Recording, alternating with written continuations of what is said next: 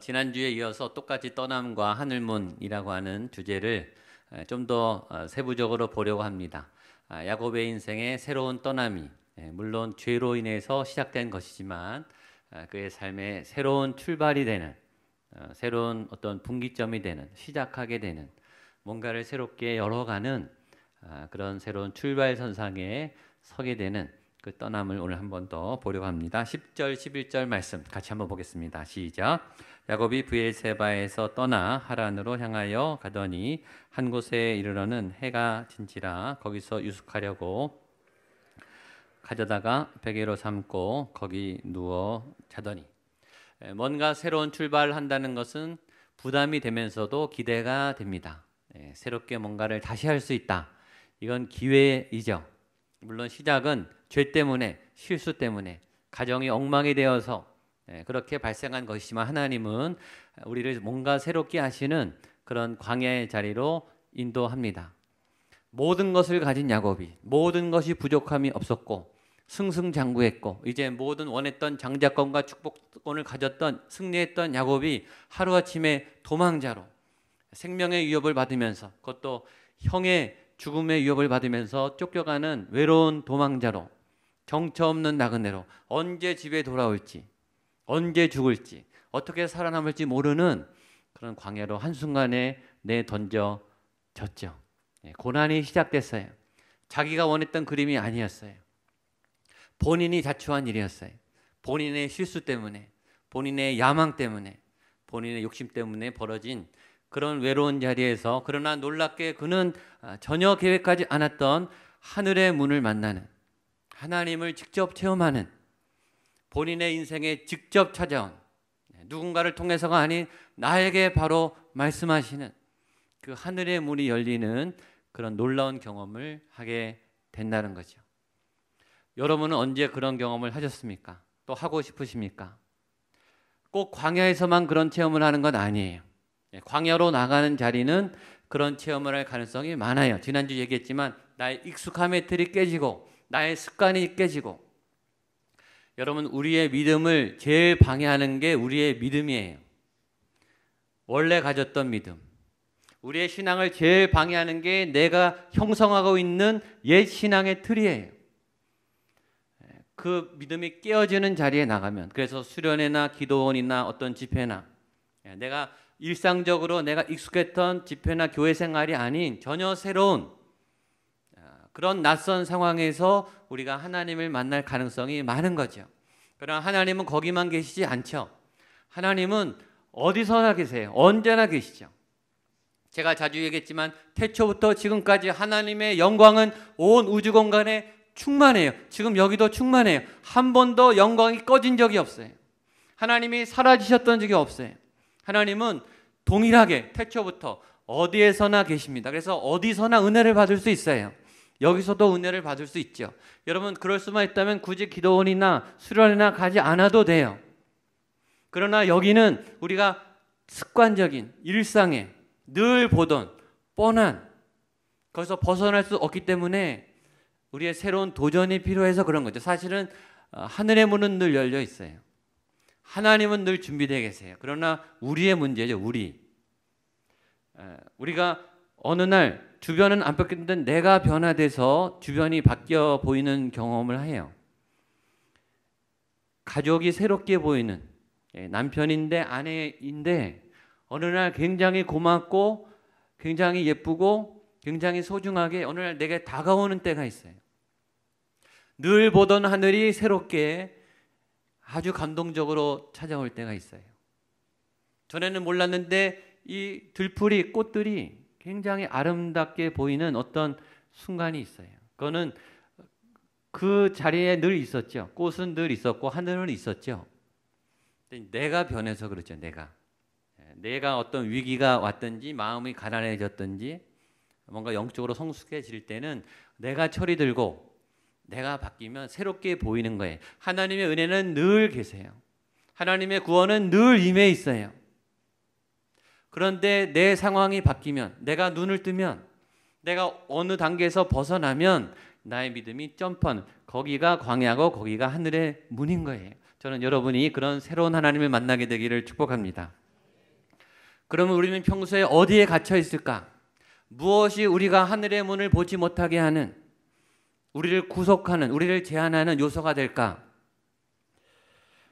우리가 어디에 갇혀 있냐 하면 우리가 좋아하는 것에 갇혀 있습니다. 우리가 잘하는 것에 갇혀 있어요. 우리가 사랑하는 것 안에 갇혀 있어요. 우리는 가족을 사랑해요. 가족처럼 소중한 사람은 없어요. 그런데 가족이 우리의 발목을 잡아요. 그 가족 안에 어떤 변화가, 어떤 누군가가 새로운 시도를 하려고 할 때, 좀 튀려고 할 때, 안 했던 무언가를 하려 할 때 제일 힘들게 하는 사람은 가족이에요. 제가 아는 한 은퇴 장로님이 서울대 물리학과를 나오셨어요. 그러니까 지금 70, 거의 80이 되신 분이 서울대 물리학과를 나왔으니까 굉장히 공부 잘하시고 거의 수재세요. 굉장히 똑똑하세요. 근데 그분이 이제 대학교 다닐 때쯤 미국에서 스칼라십을 주고 유학 제의가 왔어요. 아주 똑똑하니까 이제 스카웃을 하려고 명문 대학교에서.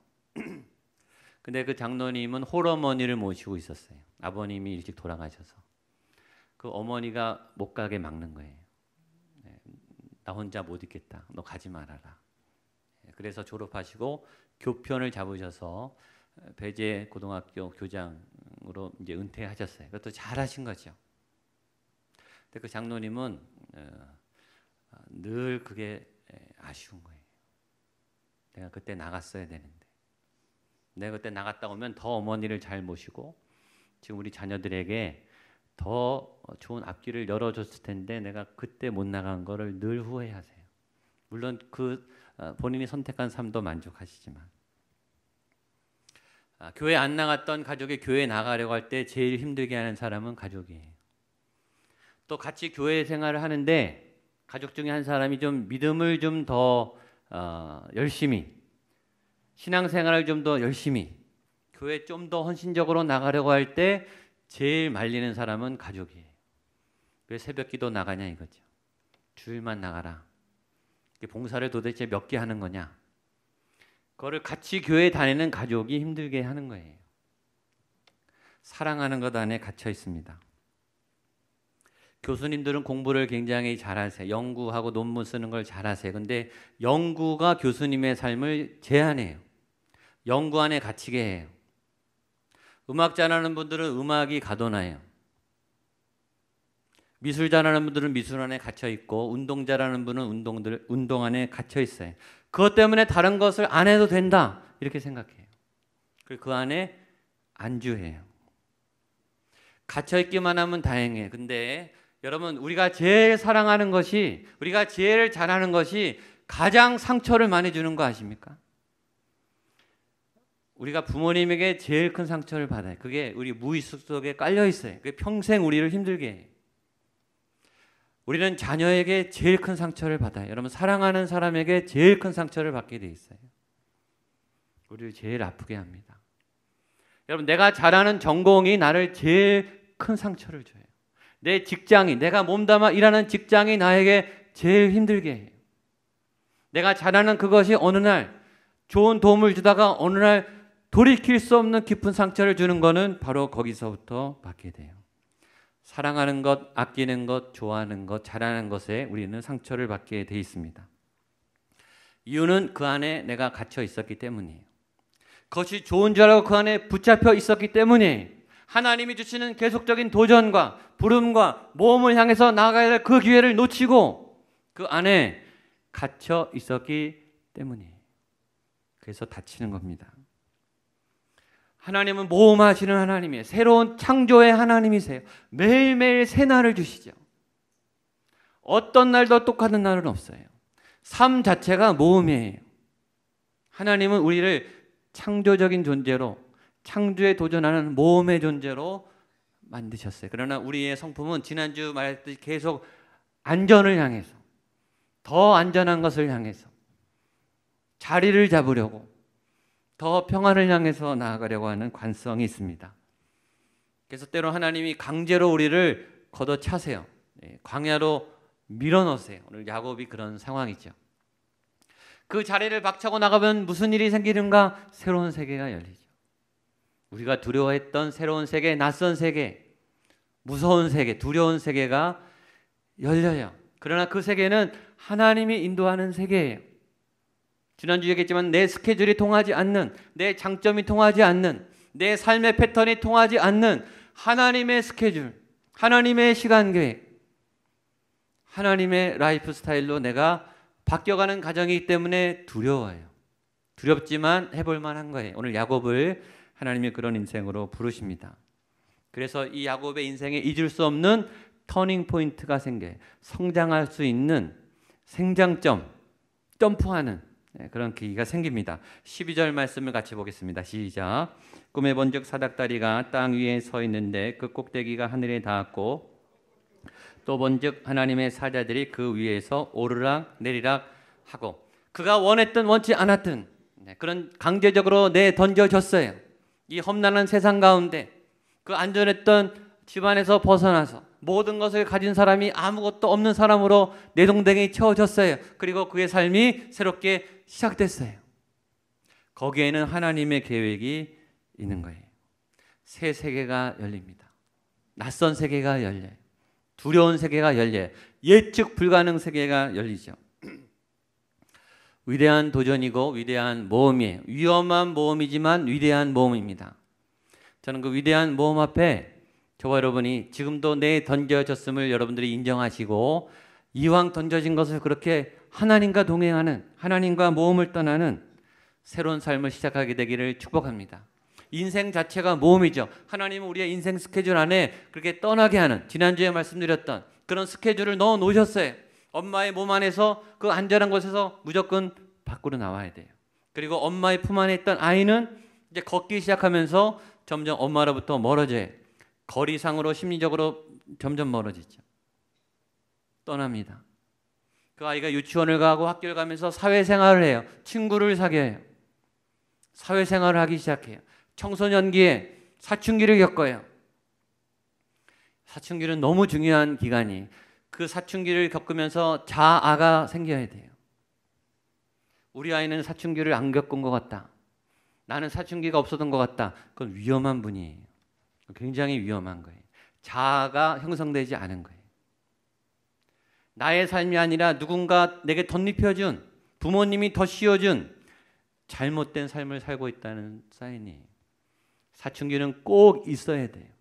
내 인생, 내 결정, 하나님이 나에게 맡기신 삶을 형성하는 자아가 형성되는, 그래서 사춘기는 힘들죠.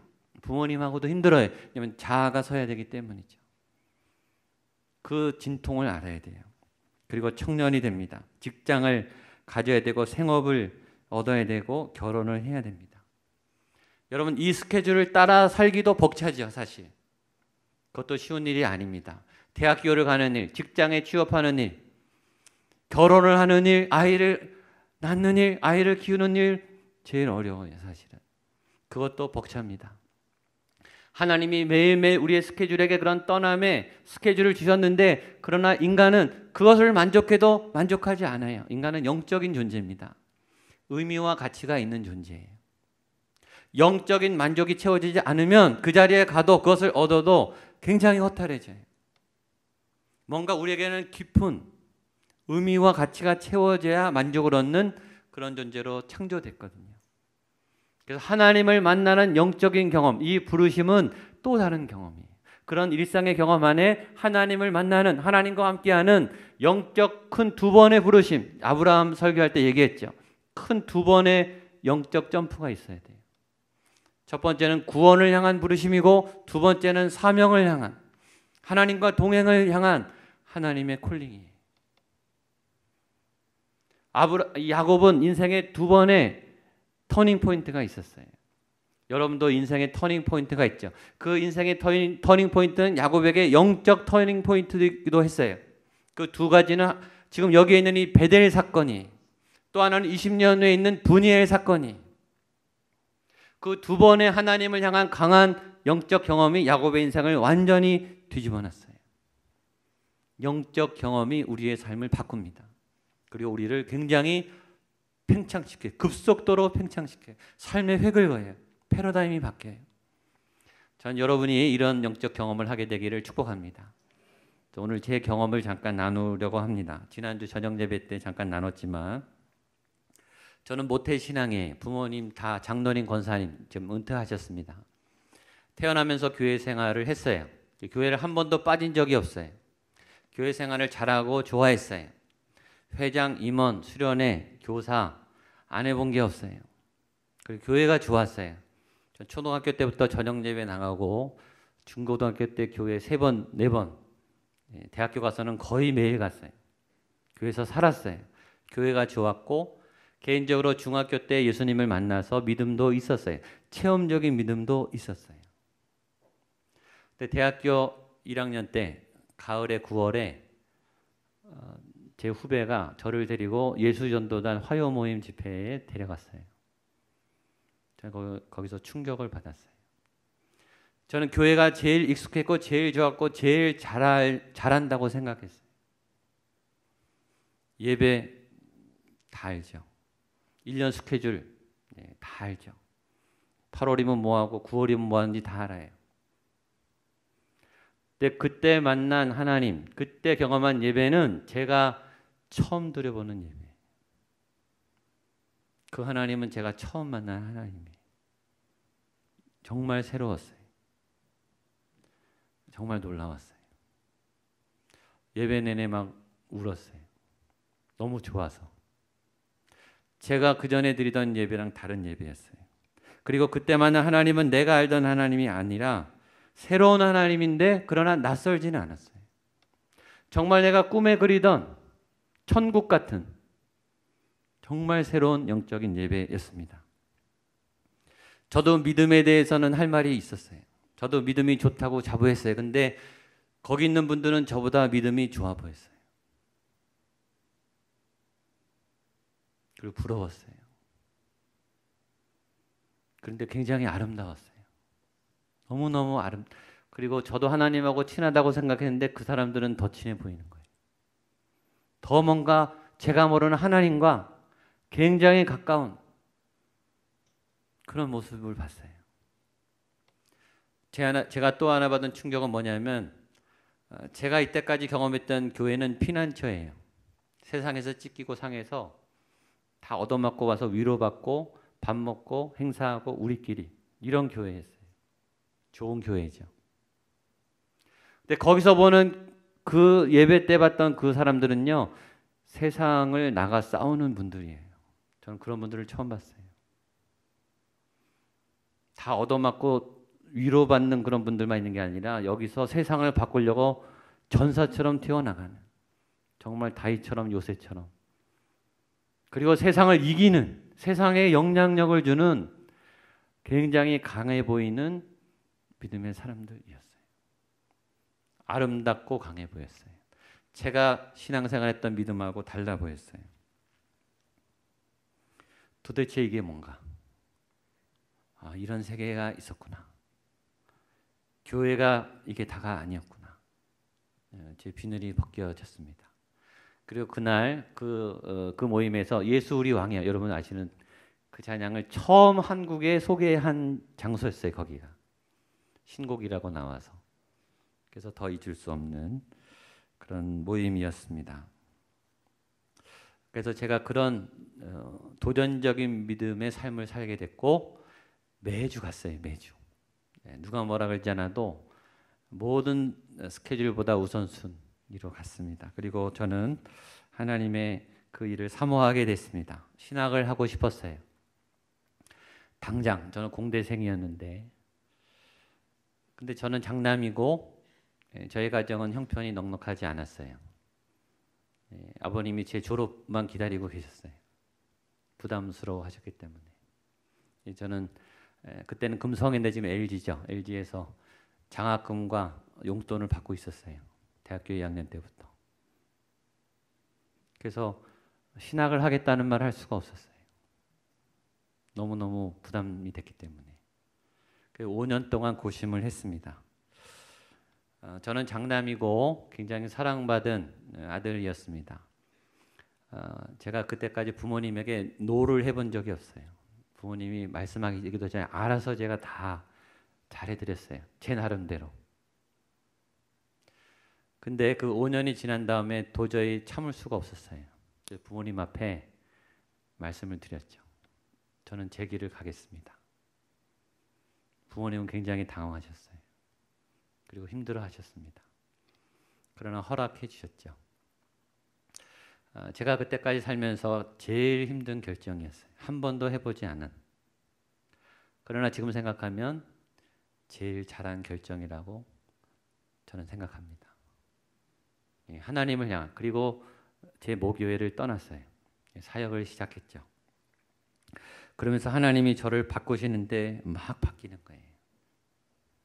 지금 바뀌고 있는 모습을 보신 거예요. 옛날 모습을 못 보셨죠. 저는 굉장히 날카롭고 비판적이고 부정적인 사람이, 단점을 너무 잘 집어내는, 부정적인 지적을 잘하는 지적의 은사가 있는 사람이에요.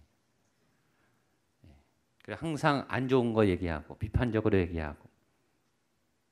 그래서 제가 늘 말랐어요. 제가 60kg도 안 됐어요. 제가 날씬한 적도 있습니다. 소화불량, 이게 스트레스가 많으니까 이 장이 안 좋아요. 위하고 장이 잘 체하고 그렇습니다. 근데 제가 신학을 하면서 살이 쪘어요. 몸무게가 늘어, 마음이 평안하니까 낙천적이 돼 가고 있습니다. 저는 다른 사람을 공감하는 능력이 굉장히 적었어요. 제가 상담학 박사과정 할 때 한국에서 굉장히 상담의 권위자 한 분하고 1대1로 6개월 동안 멘토링을 받았습니다. 그때 6개월을 저랑 같이 공부해 보신 그 교수님이 마지막 시간에 저에게 내가 너한테 꼭 해줄 말이 있다. 너가 이제 상담을 하는데 내가 보니까 너는 공감 능력이 없다. 공감 능력을 공부해라. 제가 충격을 받았죠. 저는 공감을 잘한다고 생각했거든요. 저는 이해심이 좋다고 생각했어요. 근데 교수님이 말하고 너는 머리로 공감하고 있다. 가슴으로 공감해야 된다. 제가 그때부터 공감, 다른 사람의 고통을 다가가려고 이제 노력을 했죠. 요새는 말씀하고 집회하면 많이들 우세요. 저도 울게 되고 제 마음이 많이 가난해졌죠. 제 외형도 바뀌기 시작했습니다. 지금도 저를 보면 무서워하는 분이 좀 있으세요. 바뀐 게 이 정도니 전에는 어떻겠습니까?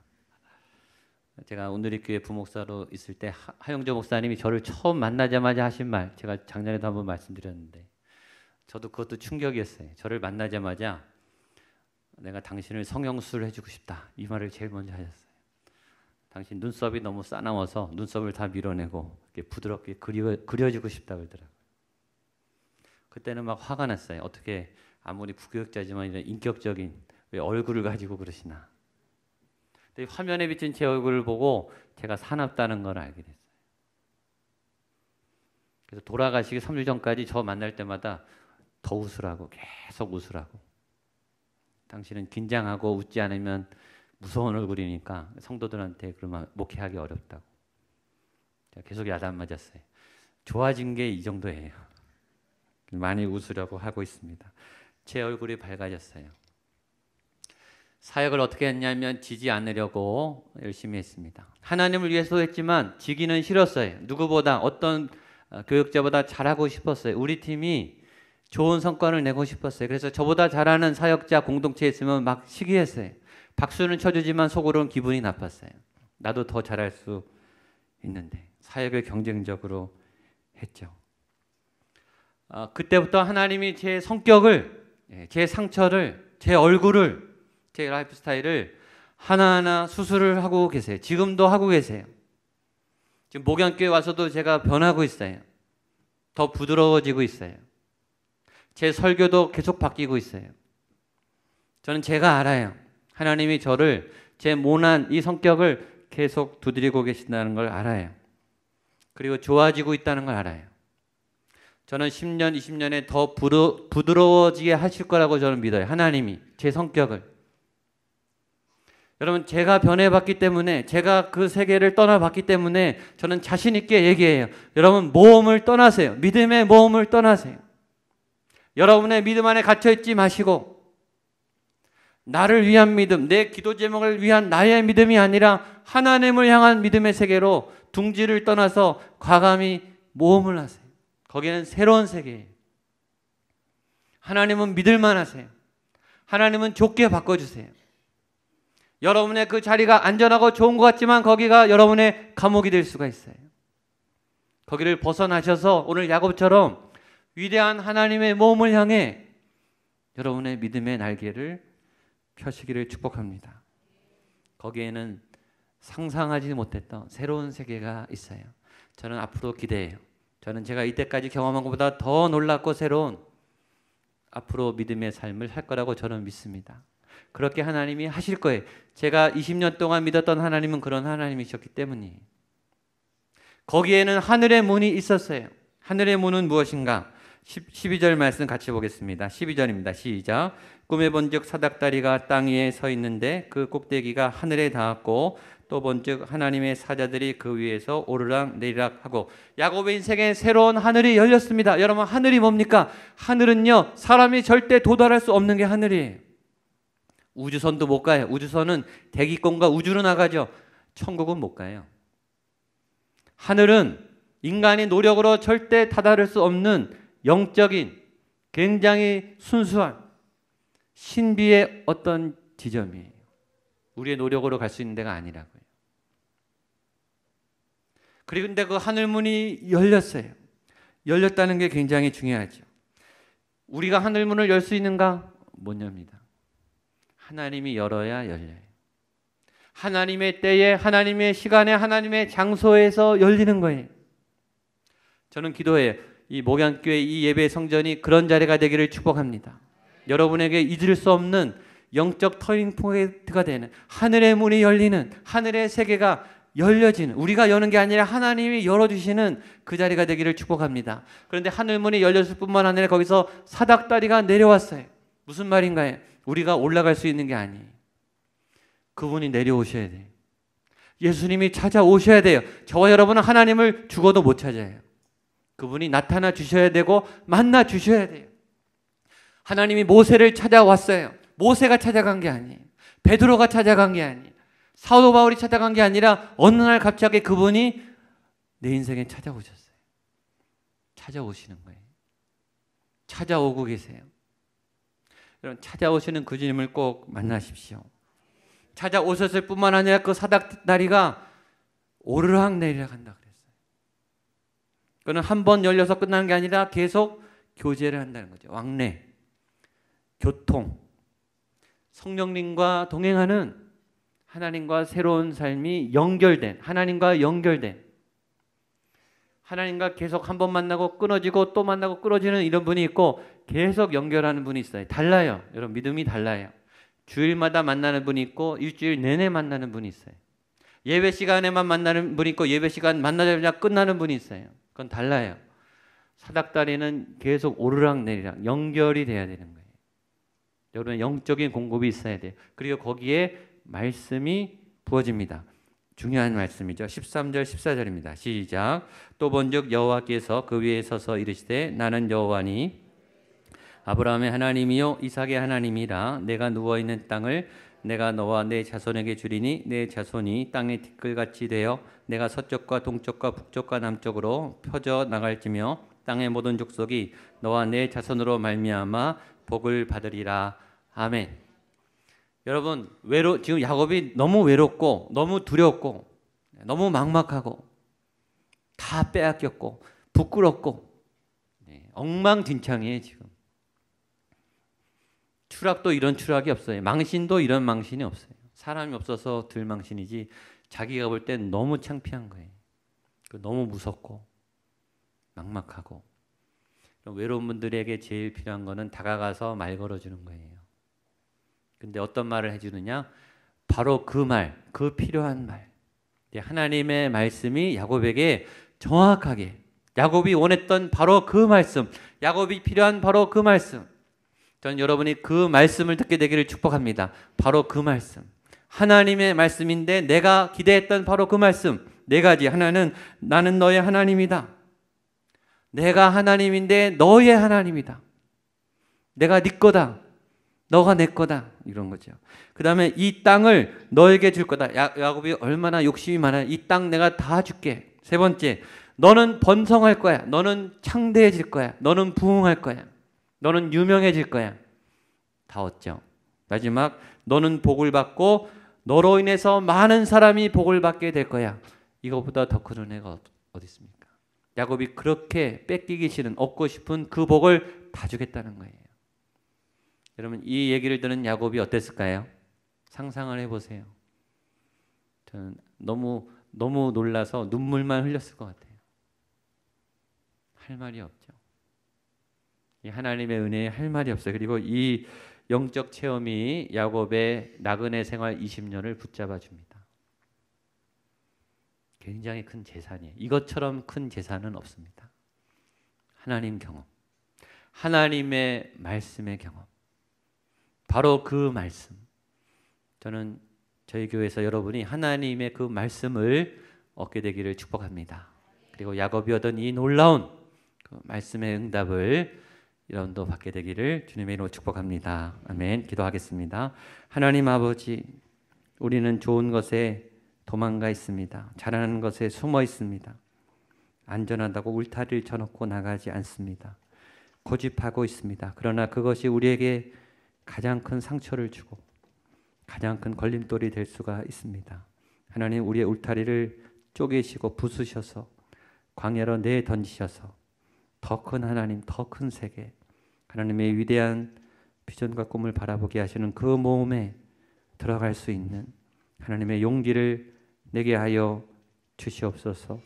너무 창피하고 부끄럽고 너무너무 추락하고 있었던 야곱을 붙잡으셔서 필요한 바로 그 말씀, 야곱이 꿈꾸었던 그 소망과 그 소원들을 이루어 가시는 그 좋으신 하나님, 나의 하나님을 오늘 우리가 만나게 하여 주시옵소서. 예수님의 이름으로 기도하옵나이다.